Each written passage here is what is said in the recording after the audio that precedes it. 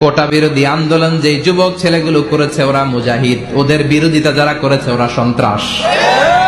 নিরাপদ সড়ক চাই আন্দোলন যে ছেলেগুলো করেছে এক একটা মুজাহিদের বাচ্চা, ওদের বিরোধিতা যারা করেছে এক একটা কুখ্যাত সন্ত্রাস। এজন্য হকের পক্ষে যারা থাকবে, ইসলামের পক্ষে যারা থাকবে, ন্যায় নীতি সাম্যের পক্ষে যারা থাকবে তারা মুজাহিদ। বাই ডিফল্ট এগুলো মুজাহিদ, চিল্লায় বলেন ঠিক কিনা? আর বিরোধিতা যারা করবে সন্ত্রাস। যুবকরা হচ্ছে শক্তির আধার, তাদের মধ্যে আছে প্রাণ ঢালা উচ্ছ্বাস, তাদের রক্ত গরম, তারা চাইলে অনেক কিছু করতে পারে, পারে না? কোটা বিরোধী আন্দোলন করতে পারে, তারা নিরাপদ সড়ক চাই আন্দোলন করতে পারে, তারা দুর্নীতিমুক্ত বাংলাদেশ গড়ার প্রত্যয় নিতে পারে, চিল্লায় বলেন ঠিক কিনা?